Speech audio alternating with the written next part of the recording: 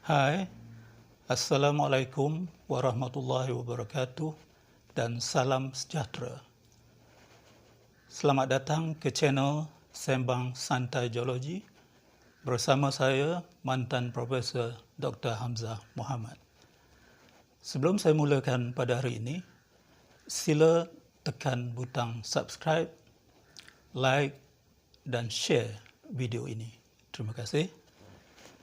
Pada hari ini saya akan bercakap atau mengulas mengenai kemungkinan air, terutama sekali air lautan, menjadi sumber alternatif bagi logam emas. Kita mengetahui bahawa terdapat 93 unsur di alam yang diketahui orang, termasuk emas, dan ketiga-tiga unsur ini terdapat di dalam 3 medium, iaitu yang pertama udara, kedua air, dan ketiga batu batan. Sudah menjadi satu fakta bahawa sumber emas klasik adalah datang daripada batu batan yang berada di atas permukaan hingga beberapa kilometer di bawah permukaan bumi. Walau begitu, pada hari ini saya akan cuba membentangkan tentang kemungkinan air lautan boleh menjadi sumber alternatif untuk logam yang sangat berharga ini. Segalanya bermula daripada dapatan seorang bernama Edward Stanhope dalam tahun 1872, di mana kajian beliau memaparkan satu statement yang boleh dikatakan bombardment dalam istilah kita atau memeranjatkan. Dia berkata memang di dalam air laut terdapat emas.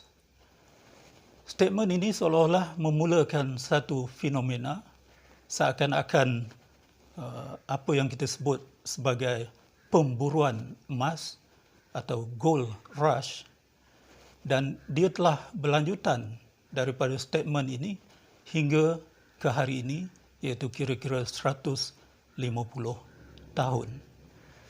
Dia melibatkan banyak pihak, iaitu termasuklah ahli-ahli sains, mereka-mereka yang terlibat dalam perdagangan, perindustrian, mereka-mereka yang suka melabur untuk mendapatkan keuntungan. Malah dikatakan yang terlibat juga ialah orang yang banyak berangan-angan, dan dikatakan orang yang kurang siuman juga terlibat dalam pencarian ataupun pemburuan emas dari air laut ini.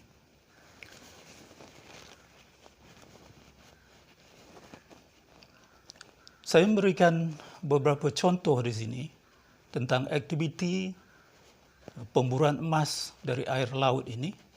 Banyak contoh sebenarnya, saya mengambil beberapa saja untuk kita lihat bersama. Akhir abad ke-19, iaitu sebaik saja dapatan daripada Edward Stanhope ini, di jauh perhutanan Lubbock di Maine, USA, telah tertubuh sebuah syarikat iaitu yang bernama Electrolytic Marine Salt telah ditubuhkan. Kononnya syarikat ini bertujuan untuk mengekstrak air laut daripada air laut untuk mendapatkan emas di dalamnya. Sebegitu pandai syarikat ini sehingga telah berjaya menarik pelaburan kira-kira 1 juta US dollar pada masa itu, yang pada ketika ini bersamaan dengan sekitar 200 juta ringgit Malaysia.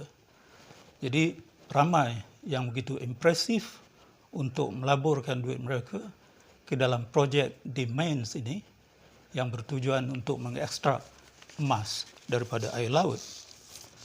Walau bagaimanapun, tak lama selepas itu syarikat ini runtuh kerana para pelabur mendapat tahu penipuan telah berlaku, di mana pemunya syarikat ini sendiri telah menyelam jauh ke dasar lautan, pergi kepada takungan-takungan yang dibuat yang lebih kurang 1,000 takungan itu, yang di dalamnya terdapat merkuri atau raksa, kerana kita tahu untuk mengekstrak emas, salah satu logam yang mampu menarik emas ialah raksa. Jadi penipuan itu berlaku kerana emas sebenar telah dititipkan ke dalam 1,000 collection ini ataupun tempat memungut so-called emas dari air laut ini.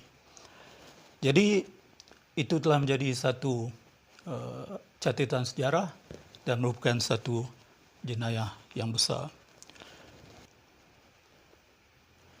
Tidak kurang juga yang merupakan saintis tulen, misalnya Fritz Haber dari Jerman yang juga penerima hadiah Nobel dalam tahun 2022 berhasrat untuk membantu kerajaannya mengurangkan kesan kos yang tinggi daripada Perang Dunia Pertama.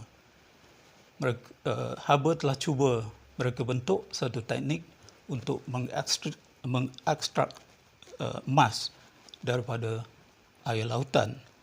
Walau bagaimanapun, projek ini juga telah mengalami kegagalan. Masuk ke abad 21 hingga kini, proses-proses ini berterusan di USA, malah di India, dan terbaru pada 2012, syarikat yang dinamakan nama julukan tangki jerung atau Shark Tank untuk mencari tenaga daripada lautan telah menganggap sebagai emas itu sebagai bahan sampingan. Tetapi projek ini juga gagal dan pemunyanya berkata impian ini mendahului masanya selama 20 tahun. Okey, sekarang kenapa usaha-usaha untuk mencari emas dari air laut ini gagal? National Ocean Service dalam tahun 2017 melaporkan memang ada terdapat emas di dalam air laut, tetapi kuantitinya sangat sedikit.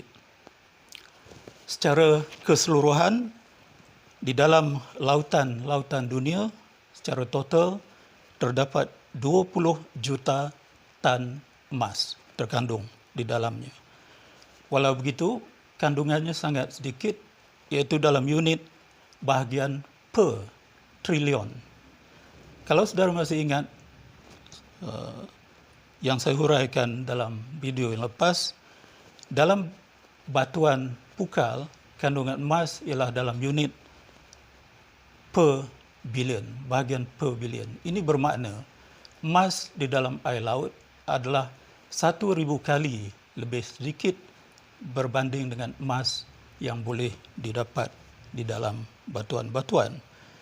Lautan Atlantik dan Lautan Pasifik Utara misalnya mengandungi cuma 1 gram emas dalam 100 juta tan air. Data lain yang lebih mudah kita faham, 44 gram emas boleh didapat daripada 1 kilometer kubik air laut. Bayangkan saudara pergi ke tengah lautan yang dalam, lihat ke kanan atau ke utara sejauh 1 kilometer, ke timur atau ke barat 1 kilometer, dan lihat ke bawah ke kedalaman 1 kilometer, baru kita mendapat 44 gram emas. Nilai kalau mengikut harga sekarang ialah sekitar RM10,000 sahaja.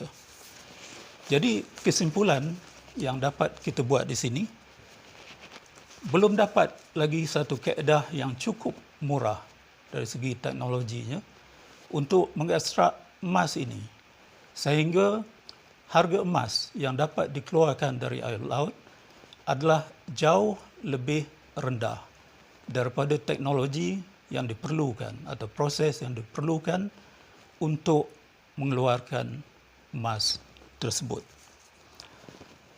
Jadi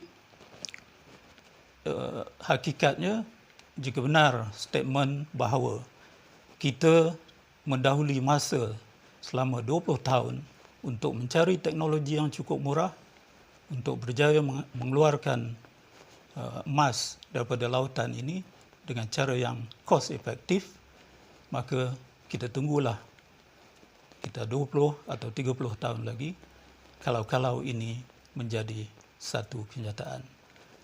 Sehingga itu saja dahulu ceramah saya pada hari ini tentang kemungkinan emas sebagai sumber alternatif.